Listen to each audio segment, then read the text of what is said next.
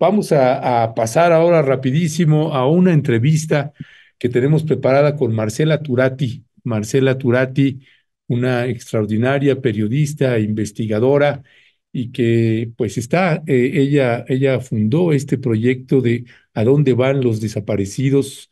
Y también publica en Quinto Elemento Lab una investigación que evidentemente está causando un revuelo por el contenido y por un tema que es histórico y que nos ha dolido en nuestro país. Están publicando en ¿A dónde van los desaparecidos? eh, Se descubre lista con 183 nombres de posibles víctimas de vuelos de la muerte.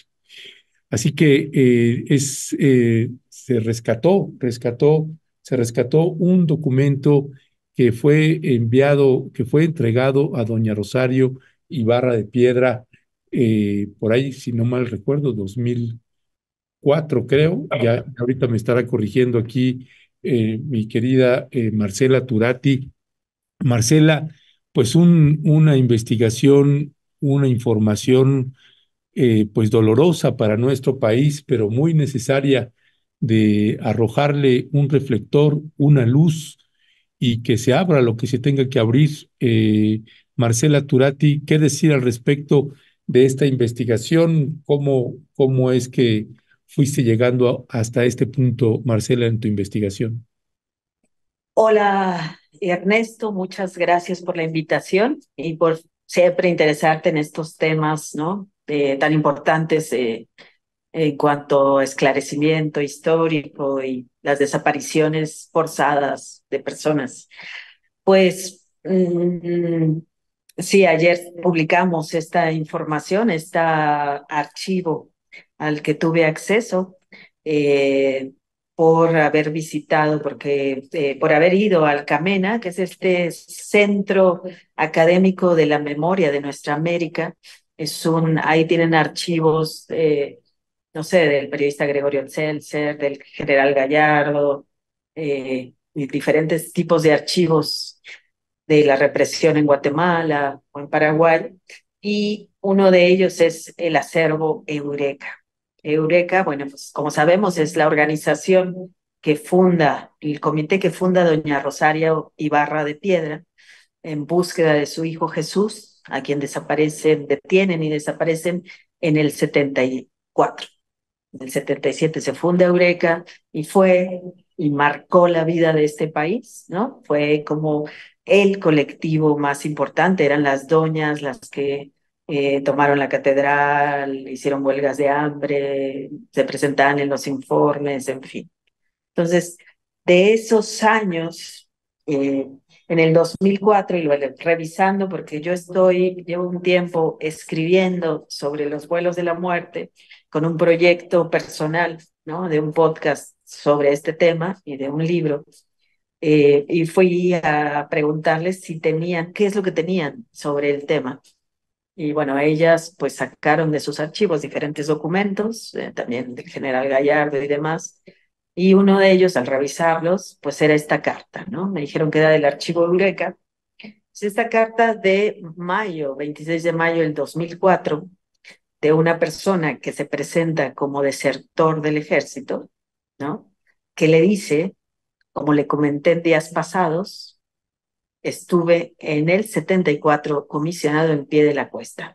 Pie de la Cuesta en por sí es donde está la zona militar, la séptima de aérea militar, de donde sabemos salían estos vuelos. Entonces dice que estaba bajo las órdenes del entonces capitán Javier Barquín Alonso, y entonces me percaté de la forma en que desaparecían los cuerpos de los guerrilleros que asesinaban y que eran metidos en el avión Arabat 2003 para arrojarlos en el mar.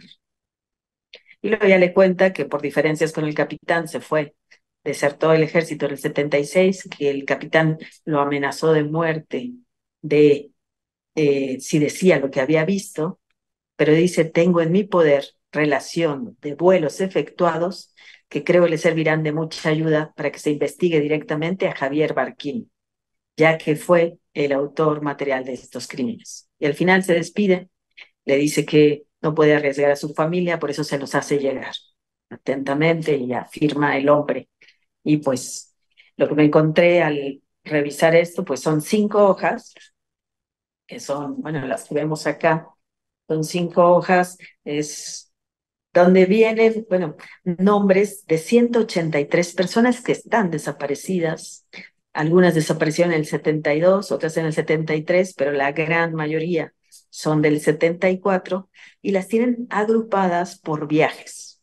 Empieza con un viaje especial, pero de ahí son 24 viajes más, o sea, en total son 25, de donde partieron hasta 8 personas en cada uno y ponen el nombre completo de la persona, su seudónimo, el lugar donde lo detuvieron y la unidad que lo habría detenido, ¿no?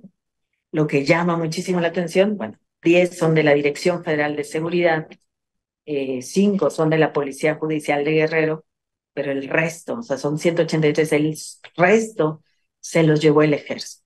Fue el propio ejército que los llevó a su base en pie de la cuesta, y de ahí, si esta carta resulta cierta, pero si no, la información de todos modos es muy valiosa, los habrían echado en los famosos y terribles vuelos de la muerte que se usaban como estrategia para desaparecer personas, un método muy cruel del que se conoce todavía poco en México, donde echaban al mar, y hay diferentes modalidades, ¿no? Se sabe por diferentes testimonios y por investigaciones, pues que hubo diferentes modalidades, también diferentes aeronaves, pero las Araba, estas aeronaves de fabricación israelí eran pues las favoritas para esto, o las ideales pues para esto, por la forma que se podía hacer paracaidismo desde ahí, se podían abrir las puertas y te podría tener un viaje más a ras del mar, viajes de carga ligera, en fin. Entonces, pues eso es lo que señala esta terrible y dolorosa lista, donde pues aparecen nombres de personas que han sido pues muy buscadas, ¿no? Hay muchos que son campesinos, que se nota que son campesinos de Guerrero, pues que estaban por Lucio Cabañas o que fueron señalados, ¿no? Como participantes en la guerrilla. Son 183 personas, 9 de ellas son mujeres, ¿no? Son estos 25 viajes, donde dice la carta se deshicieron de personas que se ve que había detenidos entre el 72, 73 y 74, y entre estos pues vemos el nombre de Ignacio Salas Obregón. Ignacio Salas Obregón, pues sabemos, es el fundador de la Liga Comunista 23 de septiembre. Aquí dice, se atrapa en Tlanepantla y estaba bajo las garras de la DFS, la Dirección Federal de Seguridad, esta policía sanguinaria, ¿no? Conocida por sus crímenes. Y ese está mencionado en el vuelo cuarto. En el vuelo tercero está Rosendo Radilla Pacheco. Ahí dice que lo atrapan en el 25 de agosto del 74 y él es pues universal, o sea, Rosendo Radillo, yo creo que es él uno de los más famosos desaparecidos de México porque su caso, gracias a su familia, a Tita, a su hermana Andrea, llegó a la Corte Interamericana y hay una sentencia contra México por su desaparición forzada, por la falta de búsqueda de los desaparecidos de esas épocas, ¿no? Aquí dicen que su seudónimo era el Cantor, él de hecho era músico, compositor, que lo detienen en Alcholoa y lo detiene integrantes de la 27 zona militar. Entonces así va dando cuenta, de hecho hay gente, pues, personas que no han aparecido todavía, que fueron capturadas por Lucio Cabañas, que nunca aparecieron sus cuerpos, que no están entre los cuerpos que han sido exhumados, y pues salen algunos de sus acompañantes, mujeres, en fin. Es muy fuerte y muy triste esta información. Ya, Daniela Pastrana, pues vaya que sí es fuerte, perdón, Daniela, y Marcela Turati, en esta investigación, esta información que estás arrojando aquí, también poco a poco se ha ido informando también a las familias cómo ha sido también ese mecanismo, ese proceso que pues lo que nos queda clarísimo es que es otra vez las Fuerzas Armadas con un involucramiento, una participación importante en esta llamada guerra sucia que implicó la desaparición de muchísimos compañeros y compañeras en estos pues famosos aviones de la muerte. ¿Qué decía al respecto ahí con respecto de las familias, Marcela? Bueno, son varias cosas. Lo cotejamos, ¿no? O sea, yo no fui la única que empezó a trabajar en esta lista. Es como coincidente. Bueno, yo se la entregué a Alicia de los Ríos, o se la mostré del PRO, del Centro PRO que lleva su caso, que investiga los vuelos de la muerte, pues también eh, eh, entregamos una copia. De ahí ellos con Fundar y con Artículo 19, que llevan los archivos de la represión, este proyecto Fundar que lleva el caso de Tita Radilla, pues empezamos a hacer primero un cotejo, análisis. Al mismo tiempo, el investigador Javier Yankelevich, que era el encargado de la Comisión Nacional de Búsqueda de o sea, de la unidad que investigaba estos llamados delitos del pasado, él la pidió por transparencia, creo será unos 15 días después, y él también empezó a cotejarla por su cuenta con documentos que están en el Archivo General de la Nación y con otros, por ejemplo, la carta de un soldado, donde un soldado dice que estuvo, le dice a su familia, que estuvo justo en la captura de Lucio Cabañas y que él vio, bueno, cómo se deshicieron de uno de sus compañeros y justo hay uno que no ha aparecido, que es el jovencito porque era menor de edad, Marcelino Serafín Juárez, que está aquí, alias Roberto, que se dice, pues se ve que lo capturaron el 2 de diciembre del 74, el día que asesinan a Lucio Cabañas en el Ototal Guerrero, en el mismo lugar, la 27ª zona militar. Entonces hace esos cruces, el hombre le dice a su familia que digan a sus hermanas que dejen la guerrilla porque acaban de tirar al mar a dos guerrilleras en un vuelo y que también en otro iba gente de Lucio. Y el vuelo 23 hay dos mujeres, eso fue entre octubre, en noviembre del 74 o diciembre, y el siguiente, en diciembre del 74, es donde iba por lo menos este joven que acompañaba a Lucio. Entonces, para él le hace mucho sentido de aquí hay una posible relación entre estos vuelos. Entonces, poco a poco lo empiezan a ver investigadores, empezamos a ver, bueno, qué tan real puede ser, si es factible, todos coinciden, es plausible, tiene la misma redacción, tiene datos que no se tienen, tiene de hecho 8 nombres o no, 13 nombres de personas que no están en ningún registro, o sea que tenemos, entonces serían personas que están desaparecidas de las que aún no se sabe, ¿no? Entonces, para mí sí era bien importante cuidar, primero, pues no decir ya los tiran al mar porque apareció esto. Sabemos que el ejército cómo se las gasta, ¿no? Aún hoy en Ayotzinapa, cómo inventan en los propios gobiernos pruebas, verdades históricas, hacen montajes. Pues yo digo, doña Rosario, si le llega algo así, pues, o sea, ¿por qué no va a pensar que la están engañando, no? O sea, no sabemos más.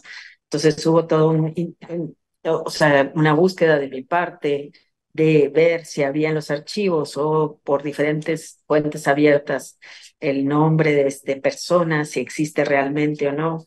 No fue posible.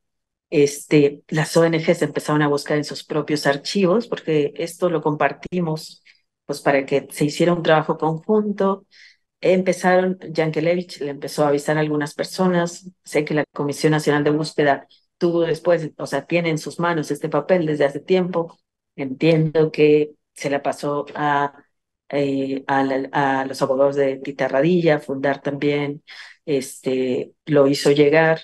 Entonces, poco a poco se fue como avisando a algunas familias.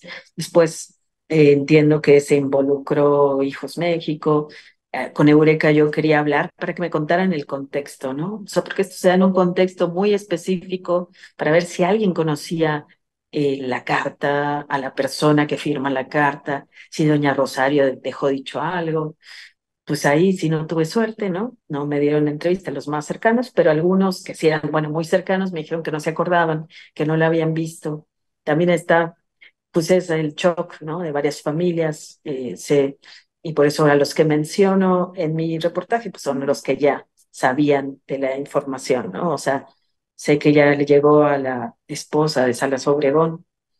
Eh, y bueno, pero después sí, se filtró o sea, a grupos de WhatsApp de colectivos y esa ya salió de control, ¿no? Así fue, yo creo que como las familias se fueron enterando porque pues los mismos colectivos lo pasaron a otros colectivos y ya se tenía, de hecho ayer se dio una conferencia de prensa, incluso un colectivo en Guerrero en la mañana, pues anunciando que todos ellos estaban muertos. Yo, como todavía, o sea, en la curaduría de este tema, fui recabando buena información para el contexto, gente que dice sí, pero no, sí, pero hay que tener cautela, sí, pero puede que sea una trampa, o sea, pueden ser muchas cosas. Se nota que sí la hizo alguien que estaba dentro del ejército, suponemos, o sea, alguien que tenía esta información, alguien que podía saber en esos años quién y qué batallón se llevó a quién, y además los dos nombres o sea, nombre y los dos apellidos de las personas desaparecidas, cosa que no siempre se tienen referencias vagas. Eso, los apodos y el lugar donde los detuvieron y la fecha, eso sí, pues llamó la atención a las gentes que lo han visto, ¿no? O sea, me dijeron los de Fundar que Tita Radilla, pues de inmediato dijo, estos datos, por lo menos tiene datos verídicos, ¿no? Eh, y de ahí, pero también pues hay otras, o sea, lo que decía el Centro Pro es, bueno, el ejército y el gobierno en general tiene mucho, mucho, mucho que decir de esta nueva información. Esto abre otra nueva, es una revelación que abre todo un campo como para investigar, ¿no? El ejército nos tiene, o sea, tiene que dejar de dar información a cuentagotas o de negarla y realmente cooperar para saber eh, no sé, para saber más sobre esto. Es brutal si fueron 25 vuelos solo en el 74, ¿no? Si en caso de que esto es cierto, que sean 25 en el 74, 183 víctimas solo en un año, cuando los vuelos ocurrieron al menos 5 años y parece que hay referencia de que fueron muchos más años. Eh, También lo que estamos viendo es que empezaron antes que en Argentina, cosa que nos llama también mucho la atención. O sea, en Argentina empezaron en el 76, nosotros ya en México, no solo en el 75, ¿no? Que fue por el caso en que se le abrió a los militares, a los generales, Acosta Chaparro y Quirós Hermosillo, que se les intentó juzgar, o hay una, o al menos el ejército hizo una las fuerzas, la Sedena hizo como que dice que los iban a juzgar, a la mera hora salieron libres, ¿no? O salieron absueltos. Entonces, pues que, o sea, esto abre todo un campo de investigación y eso es lo que decía el historiador Camilo Vicente, ¿no? Que está ahorita en gobernación, justo en el área de esclarecimiento de los hechos. Él decía, a ver, sin duda esta es una pieza importante de un rompecabezas, pero tenemos que saber de qué rompecabezas. Si llegaran a no ser vuelos de la muerte, si fueron otro tipo de traslados, porque aquí dice viajes, no dice vuelos. No sabemos qué entregó y quién es esta persona, pero dice, si llegaran a ser otra cosa, es una pieza de un rompecabezas y nos va a hablar también de los modus operandis, de quiénes estaban vivos, de a cuántos estuvieron torturados, cuánto tiempo, de por dónde habrían pasado dentro de los circuitos de la desaparición, ¿no? Eh, o sea, nos abre una ventana para conocer mucho más de lo que pasó en ese tiempo, dice, y este rompecabezas también puede ayudarnos a entender mucho más de la contrainsurgencia, de esta pieza de este rompecabezas, ¿no? Entonces, bueno, para las organizaciones que la han visto, también ya sé que lo han visto gente que estuvo en la Converdad, ¿no? O sea, que las organizaciones mismas lo cruzaron con Pilar Noriega, con otras personas y todos están sorprendidos porque realmente hasta ahorita no han encontrado el nombre de alguno cuyo cuerpo haya aparecido. Entonces, porque si hubiera un cuerpo, una persona que fuera enterrada, entonces ya puedes decir, bueno, pues quizás esta información pues es falsa, ¿no? Pero pues no ha habido ninguno.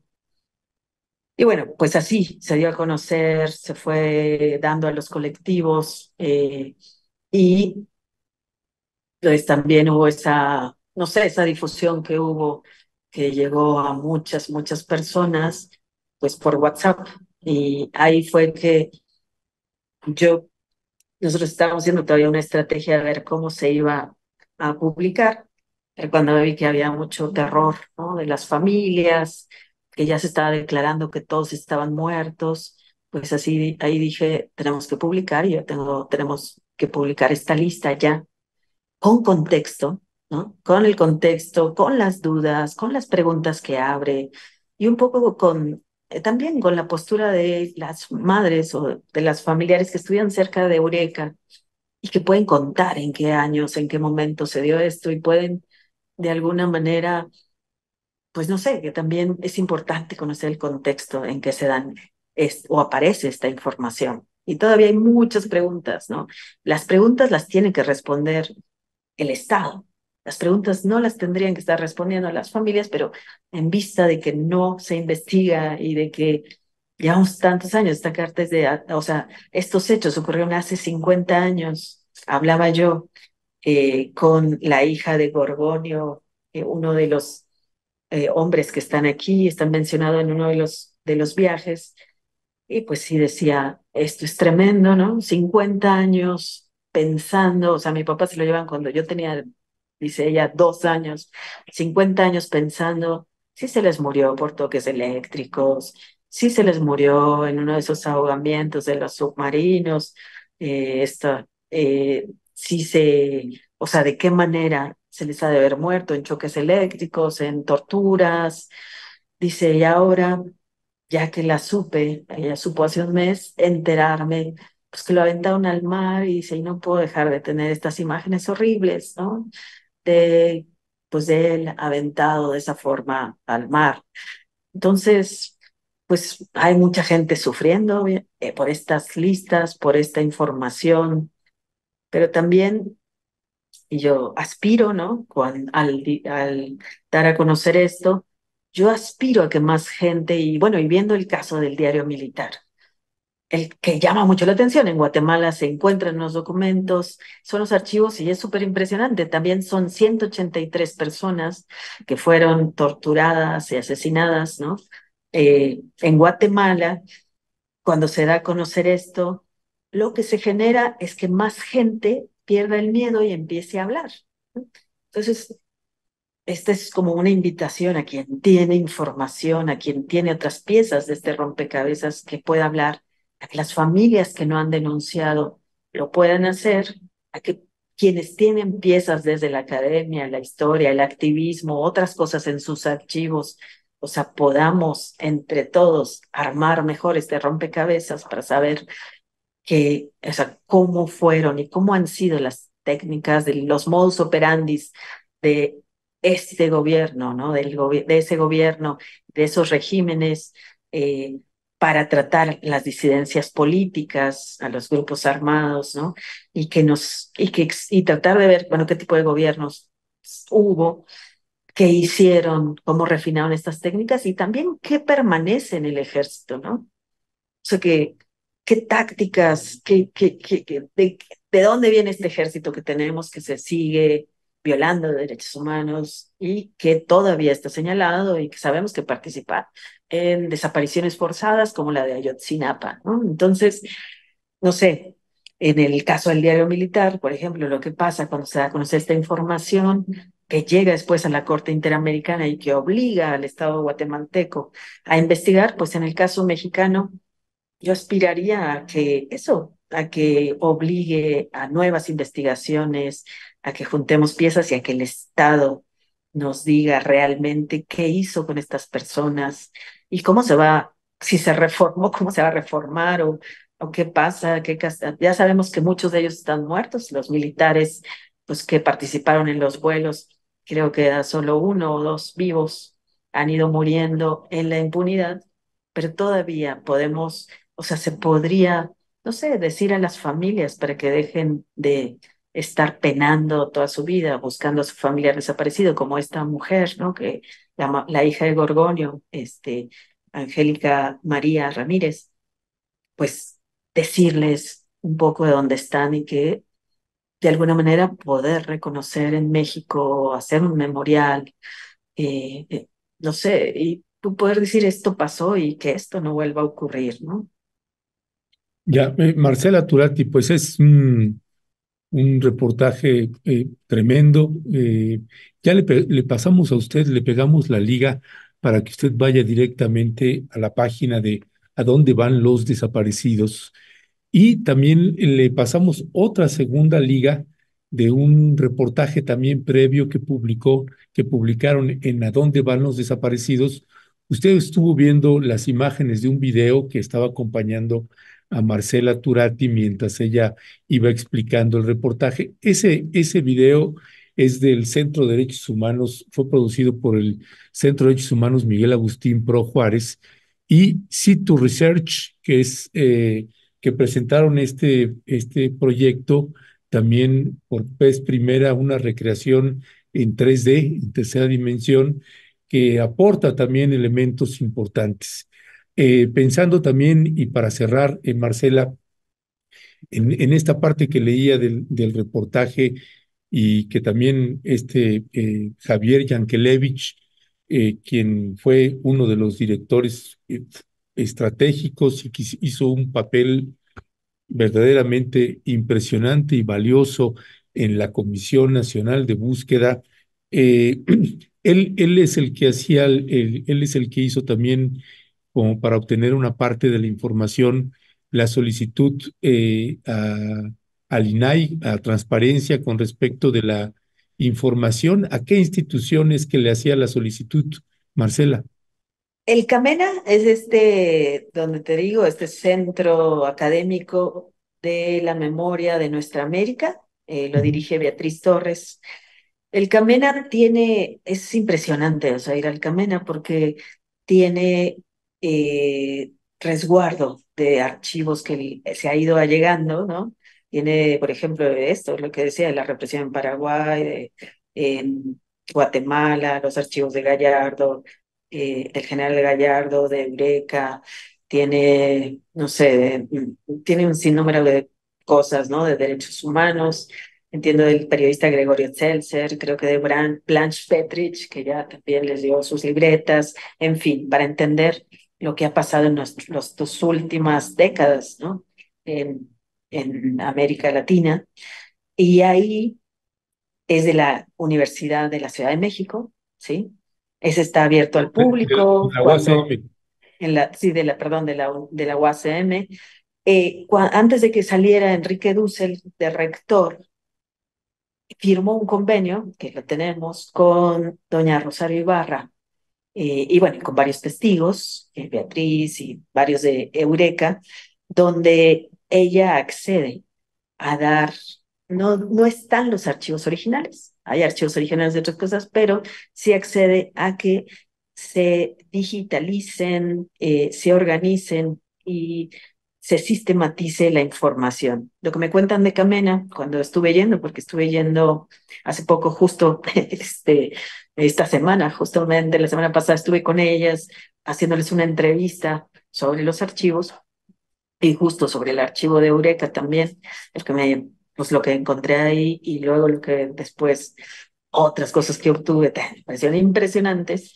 Y entonces dicen que empezaron en 2016 esta tarea, pero que fue titánica.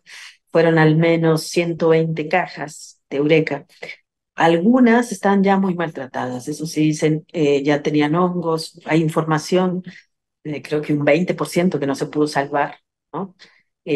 Porque los archivos pues ya llevan 50 años algunos, ¿no? Y es toda. Y también me conmovió mucho que decían, era un archivo perseguido, ¿no? O sea, Lolo se nota por el tipo, porque iba pasando de mano en mano, porque lo escondieron en una alacena, porque se lo pasaban entre madres, o sea, es un archivo perseguido, le faltan documentos, eso también me dijeron, o sea, hay cosas pues, que mencionan que hay, pero que no están, pero pues Pero entonces, con todo eso, por eso es de transparencia, porque la UACM es universidad pública. la UACM es universidad pública, él lo pidió por transparencia Ujú. y por transparencia se da, o sea, sí, de hecho, tú lo pides y sí, está obligada y de hecho la universidad y de hecho tienen hasta su comité de INAI para saber qué documentos, qué se testa o no. Yo fui antes, pero en vivo y fui, bueno, y ahí estuve consultando y me dieron de inmediato esas y otras piezas. Es súper interesante ese archivo, o sea, todo lo que tiene. El original se puede consultar, entiendo, porque lo que me explicaron ahí, es que el original está en el Museo de la Memoria Indómita, el que tiene Eureka, en el centro de la ciudad. Ahí, pues es impresionante, es esta casa antigua, pero ahí ya se los entregaron clasificados, archivados, les entregaron creo 57 cajas con toda la información, ya con el catálogo, tú ya puedes llegar, está separado por cosas de Doña Rosario, cosas personales, y la otra parte ya es el archivo del Comité Eureka, y también puedes tú ir al museo, pero pues no siempre hay gente a ver algún documento. Pero bueno, el Camena pues a eso se dedica y ahí tiene archivistas, tiene un horario, tiene instalaciones, tiene bóvedas pues que tienen frío, o sea, que conservan en frío los documentos. Entonces tiene muchas, o sea, es un acervo increíble el de Camena. Ya, pues Marcela Turati, periodista y fundadora de este extraordinario proyecto A dónde van los desaparecidos y que publicas también en Quinto Elemento Lab. Pues muchísimas gracias por este trabajo periodístico, gracias también por la entrevista. Siempre un gusto tenerte por acá, Marcela. Y a usted que le está escuchando a Marcela Turati, ya le compartimos la liga para que usted acceda directamente a ese reportaje y al otro que fue publicado en marzo 25, donde se reconstruyen visualmente los vuelos de la muerte. Entonces hay un enorme texto también con un análisis de la investigación, más el video que usted estuvo viendo y las imágenes que también acompañaron en la explicación, en la narración que nos daba Marcela Turati, pues ahí va a encontrar todas esas imágenes también. Marcela, pues siempre, siempre. Y si puedes, Sí. también sube el texto que hice, Los vuelos de Alicia. Esta se llama así, es una Ah, crónica, Los vuelos de Alicia, es una crónica que hice sobre la búsqueda de Alicia en los ríos, de los restos de su mamá o de las pistas más bien, no los restos, las pistas de su mamá que llevan a pie de la cuesta a los vuelos de la muerte. Y esa crónica, bueno, esa crónica creo que de ahí ya empieza mi búsqueda, es el año pasado, empieza ya formalmente mi intención de escribir el libro, ya, Los pues vuelos bueno, de Alicia. ajá, bueno, ya lo encontré. Y en este momento también se lo estoy pegando a usted que nos está escuchando, que está escuchando a Marcela Turati en este extraordinario trabajo periodístico. No solamente este, los anteriores, hay una larga estela de trabajos periodísticos publicados por Marcela Turati y por las compañeras y compañeros de A dónde van los desaparecidos. Marcela, muchísimas gracias. Recibe un fuerte y fraterno abrazo. Gracias Ernesto, a ti y a todo tu público. Un abrazo a todos los de Rompeviento. Cuídate. Gracias, gracias.